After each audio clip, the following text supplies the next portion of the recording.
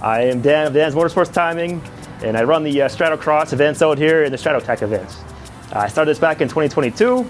There was a club that ran these kind of events out of Castle Raceway. They closed down over COVID, unfortunately, and there was no events going on in Edmonton. So what I did, instead of buying myself a new car, I spent all my money on the timing gear to run events. I rented this racetrack on a whim, and I said, okay, I'll put a Facebook ad up and see what happens. First event sold out, and now this is the 4th season, and it just keeps growing more and more and more. And it's just amazing to see how much new people are getting into the sport, and that's the goal of these events, is to continually get new people into this awesome sport, even though it's probably a terrible financial choice, but you know. So we have 2 types. We have an autocross, which is when you're driving around the pylons, swerving around them, which is today. And we also do something called a Stratotech. Something you don't really see up here is it's actually called a track sprint, where it's just a section off part of the course. It's kind of a hybrid between a time attack and a time trial. It's kind of like a little mini hill climb. So that's like something very unique to Edmonton. Not too many other companies or clubs run those around in Canada, actually. I think I'm the only person in Canada currently running track sprints. So that's really cool, and those are starting to take off. And it's awesome to see that, because that's a really fun event. And of course, these Stratocross events are very popular. They always sell out. People love them. They're simple, they're fun, and you're on a racetrack, which is so much more fun than a parking lot for many people. Anderson. This is my 92 Mazda Miata. It's built for CSP, which is the autocross street prepared class. So I'm pretty much allowed to do almost whatever without swapping engines. So I have a 1.8 VVT engine out of an NV Miata. Then pretty much the works for suspension, coilovers, sway bars, bushings.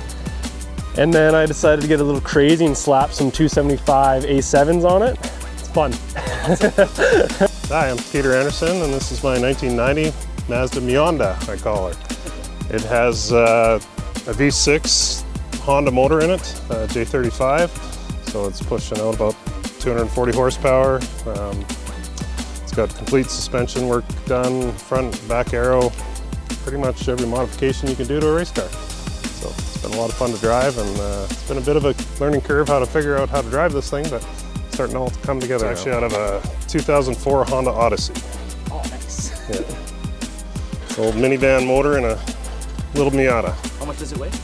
It's 2,600 pounds. Hi, my name is Ben, and this is my 91 Toyota Supra Turbo R. I've had it for just under 5 years, and this is one of the first cars ever to feature the non-VVTi twin turbo 1J. So yeah, it has ceramic coated manifolds for heat protection, loads of other cooling upgrades, and aerodynamic channeling in the bumper. In the suspension, we have Cusco Street Zero-A coils, spherical Heim joints on the suspension members, and polyurethane bushings. For tires, we're running Zestino Circuit 01S slicks on magnesium BBS RS178 wheels. We have the Bomex Type 2 high wing in the rear, and we have the Blitz Spec R exhaust in the rear.